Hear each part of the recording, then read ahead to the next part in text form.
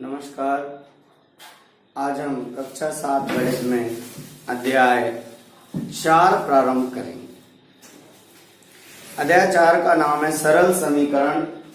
समीकरणों को सरल करना और उनको हल करना इस अध्याय में हम सीखेंगे। इससे पूर्व में हमने गणित की काफी संक्रियाओं को सीखा है, समझा है। तो आइए अब हम कक्षा 7 गणित में 4.1 प्रश्नावली के सवालों को लेते हैं। बहुत ही सरल प्रश्नावली है। एक सवाल आपको अच्छे से समझ में आ गया तो निश्चित ही आप सारे के सारे स्वयं हल कर लेंगे। ठीक है, पहला जो टेबल दिया है इस टेबल को देखिएगा। अंतिम स्तंभ को पूरा करना है। खंभा दिया है ऐसा इस प्रकार का, जैसे पहला नंबर है इसमें देखना, प्रश्न क्रमांक 1 का पहला, इसमें दिया है x + 3 = 0। ठीक है ना, और x बराबर दिया है 3। तो बताना है कि समीकरण संतुष्ट होता है या नहीं, यानी हाँ या ना लिखना है। क्या लिखना है? हाँ लिखना है या नहीं लिखना है। अब हमें क्या करना है, इसमें रख के देखना है। क्या रख के देखना है? हमें इसकी वैल्यू रख के देखना है कि इसके बराबर आ जाए तो ठीक है, और नहीं तो नहीं है। नहीं तो है x की जगह 3 रखा और 3 रखा बराबर 0। 3 और 3 6 बराबर 0 के होता है क्या? 6 बराबर नहीं होता 0 के। तो हम क्या लिख देंगे यहाँ पर? इसमें चाहो तो यही सॉल्व कर सकते हैं, इसको एक एक लिख के सॉल्व करना।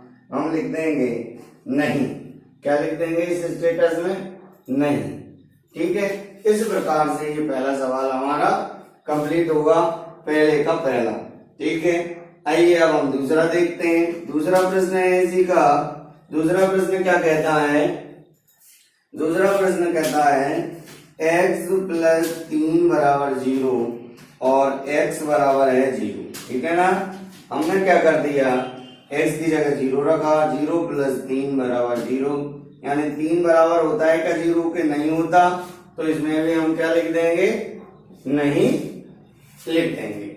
ठीक है, ये 2 प्रश्न हो गए। अब मैं थोड़ा सा और एक हट के बताता हूं आपको, है ना। चलिएगा, थोड़ा सा मैं कराता हूं आपको। अब 9वां क्वेश्चन 1 2 बाकी के आप स्वयं कर करके देखेंगे तो निश्चित ही आपको समझ में आ जाएगा। ठीक है ना। अब मैंने पहला और दूसरा बताया, अब मैं आपको इसी का 9वां प्रश्न बताता हूं। बाकी सारे आप सरल कर सकते हैं, बहुत ही सरल एक्सरसाइज है ये। ठीक है, 9 नंबर में ix लिखा है और इसमें लिखा है m/3 = 2। m/3 = 2 और m = -6। हमने m = -6/3 = 2 लिखा। ठीक है, अब हमने क्या किया, 3 एकम 3, 3 दूना 6, यानी -2 = 2। -2 बराबर नहीं होता 2 के, होता है क्या? नहीं होता। इसलिए इसका आंसर भी क्या लिख देंगे? इसका आंसर भी लिख देंगे नहीं। ठीक है, तो अब आप हल कर सकते हैं। ठीक है ना। अब मैं 10वां आपको करा सकता हूँ, 10वां करा देता हूँ। 10वां नहीं, अब मैं आपको 11वां कराता हूँ। इसी का जो 11 नंबर का और आखिरी सवाल है उसमें लिखा है m/3 = 2 और m बराबर क्या दिया है? 6। ठीक है ना, तो आप 6 जैसे ही रखते हैं तो आपका क्या आ जाएगा? 3 एकम 3, 3 दूनी 6, यानी 2 = 2। तो हाँ, यहाँ हम लिख देंगे हाँ। क्या लिख देंगे? हाँ लिख देंगे हम। ठीक है, आपको दिखाई दे रहा है? अच्छे से दिखाई दे रहा है। ये 2 = 2 हो जाएगा। सॉरी, क्या हो जाएगा? बटे में 3 है तो 3 का ये आपका 2 = 2 हो जाएगा। ठीक है ना। चलिएगा, ये पहला प्रश्न जो है, प्रश्न क्रमांक तो पहला हमारा कंप्लीट हुआ। आइए अब हम प्रश्न क्रमांक 2 देखते हैं। प्रश्न क्रमांक 1 के आप सारे के सारे हल कर लेंगे। प्रश्न क्रमांक 2 है हमारा, 2 में दिया है, क्या दिया है? जांच करना है कि कोष्टक में दिए गए संगत समीकरण के हल है नहीं। लगभग ऐसा ही है। पहला सवाल जो दिया है, इनने दिया है n+5 बराबर 19 और ब्रैकेट में लिखा है n बराबर 1। हमें ये बताना है जांच करके, है ना, कि ये सही है कि नहीं है तो हाँ, नहीं तो नहीं है। ठीक है, अब हमने देखा, ये इसको हल किया, n बराबर क्या रखना है 1, ये लिखा है n+5 बराबर 19, 1+5 बराबर 19, 6 बराबर 19, ये दोनों नहीं है, बराबर नहीं है, तो हम क्या लिख देंगे, बराबर नहीं है।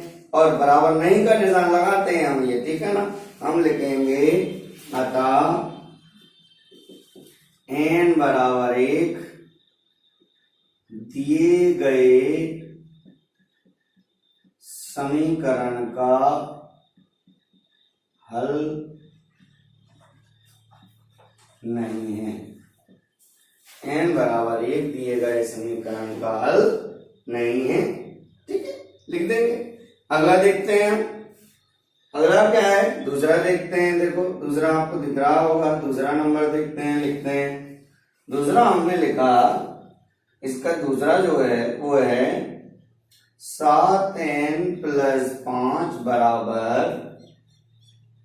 19, n बराबर -2। ठीक है ना, अब n की जगह क्या रखना है, -2, 7 गुणित -2 + 5 बराबर 19। कितने हुआ है, -14 + 5 बराबर 19। 14 में से 5 गए तो कितने बचे, 14 में से 5 यदि चले गए अपने तो कितने बच जाएंगे आपके, करके हल देखेंगे आप, तो -9 बच जाएंगे। और ये -9 19 के बराबर नहीं होते। होते क्या -9 19 के बराबर, तो लिख देंगे n बराबर, यहां लिखेंगे, यहीं लिख दो, n बराबर -2 दिए गए समीकरण का हल नहीं है। दिए गए समीकरण का हल नहीं है। दिए गए समीकरण का हल नहीं है। ठीक है ना, आप समझ पा रहे हैं अच्छे से। इस प्रकार से आप इसके दूसरे प्रश्न के सारे सवालों को बहुत ही अच्छे ढंग से हल कर सकते हैं। तो इस प्रकार से ये प्रश्न क्रमांक दूसरा भी कंप्लीट हुआ। आइए अब हम देखते हैं प्रश्न क्रमांक 3। क्या देखते हैं, प्रश्न क्रमांक 3। प्रश्न क्रमांक 3 जो है वह प्रयत्नों और भूल विधि से समीकरणों को हल करना है। बहुत सरल विधि है, बहुत अच्छी विधि है ना। प्रयत्नों और भूल विधि से कैसे हल करते हैं, ठीक है, आइए हम देखते हैं। हम इसमें हल देखते हैं। तीसरे का पहला जो है वो दिया है आपका, क्या दिया है, 5p + 2 = 17। ठीक है ना।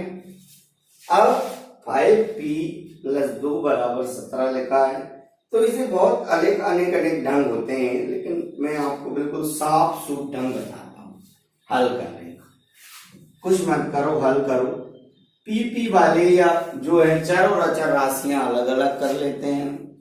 ऐसे 5p यहीं लिखा है और 17 यहाँ लिखा था, 2 यहां से उठ के प्लस का था, इधर आके आ गया, तो ये क्या होगा, -2 होगा।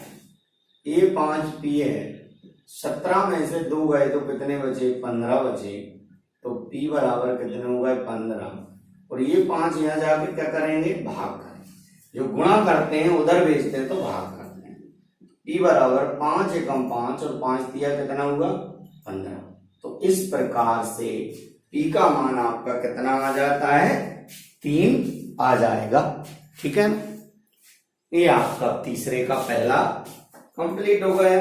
इसी प्रकार से आप दूसरा प्रश्न स्वयं कर सकते हैं। ठीक है ना। अब प्रश्न क्रमांक जो है 4 देखेंगे हम। आइएगा, ये आप नोट कर लें। प्रश्न क्रमांक 3 का पहला मैंने करा दिया, दूसरा आप स्वयं कर सकते हैं, बहुत आसान है। अब प्रश्न क्रमांक 4 देख रहे हैं आप। प्रश्न क्रमांक 4।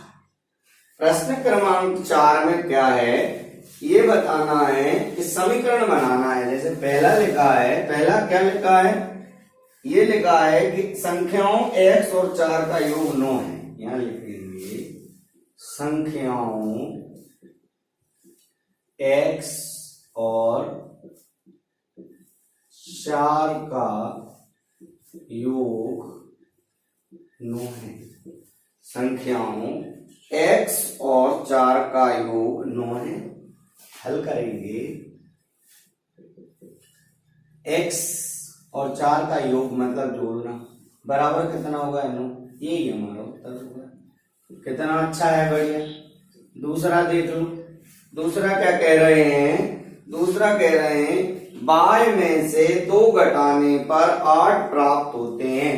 मैं डायरेक्ट लिख दूं, y में से 8 घटाने पर 2 प्राप्त होते हैं। y में से 2 घटाने पर 8 प्राप्त होते हैं।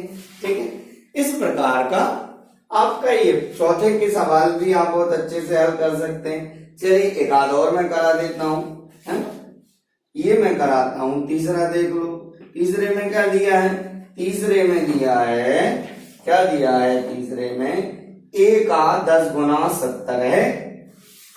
हल करेंगे, a का 10 गुना मतलब 10 से गुना कर दिया, कितना है 70। तो इस प्रकार से ये आंसर आपका हो जाएगा। यानी इसके जो भी सवाल है 9, वे आप बहुत ही आसानी से हल कर सकते हो। किस प्रकार, जो मैंने हल करा दिए 3 प्रश्न, इस प्रकार से।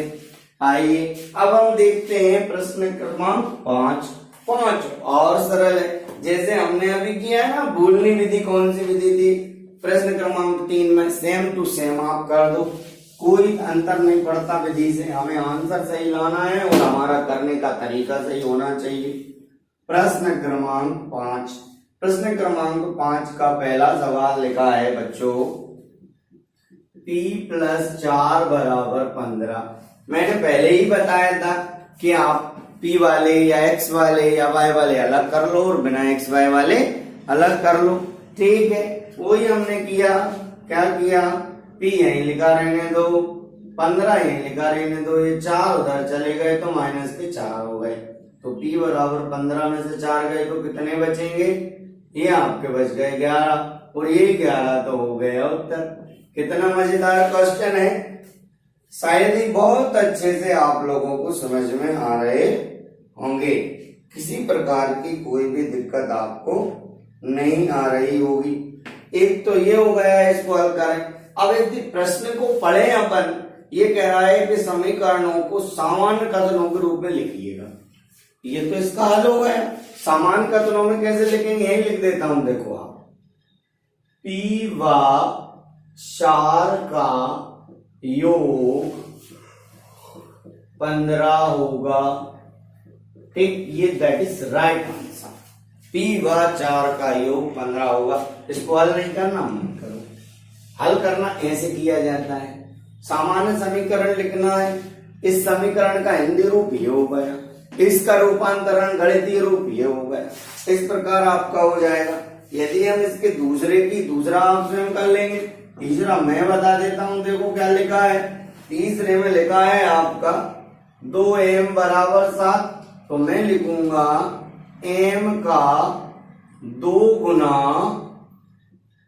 7 के बराबर है। m का 2 गुना 7 के बराबर है। ठीक है, m का 2 गुना 7 के बराबर है, लिख देंगे। इस प्रकार से आपके ये भी हल हो जाएंगे और प्रश्न क्रमांक 6 के सवाल भी हल हो जाएंगे। आइए मैं 6 पे और हम थोड़ा सा चर्चा कर लेते हैं, क्या होना चाहिए। 5 तक के आप बहुत अच्छे से समझ गए होंगे, यानी संभवतः ये एक्सरसाइज पूरी बहुत ही सरल है और आपको अच्छे से समझ में भी आ गई होगी। अब पहला प्रश्न मैं ओरली आपको समझाता हूं 6 का। ये इरफान कहता है कि उसके पास, परिणीत के पास जितने कंचे हैं उनके 5 गुने से 7 अधिक हैं। इरफान के पास 37 कंचे हैं। परिणीत के कंचों की संख्या को m मान लीजिए। ठीक है, परिमित की संख्या को क्या मान लीजिएगा, n मान लीजिएगा। अब जैसे ही m माने हमने लिखा, देखो प्रश्न क्रमांक 6 का पहला हल करिए।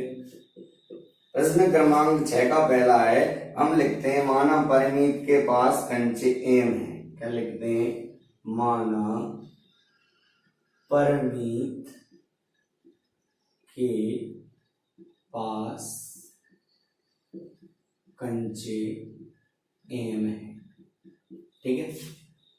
अब m के 5 गुने में 7 जोड़ा जाता है, m का 5 गुना में 7 जोड़ा जाता है तो कितना आता है, 37 आता है। बस ये लिखना है, यानी जो हिंदी है उसको मान आधार मान करके उसका गणितीय रूप लिखना है। तो ठीक है बच्चों, आप इसको बहुत अच्छे से हल करें। आपका आज का होमवर्क भी काफी हो गया है, क्योंकि इस सवाल में लगभग मैंने 2-2, 3-3 कराए हैं और प्रत्येक प्रश्न में 10-10 सवाल हैं। तो आप अच्छे से इनको हल कीजिएगा। स्वस्थ रहिएगा, मस्त रहिएगा। धन्यवाद।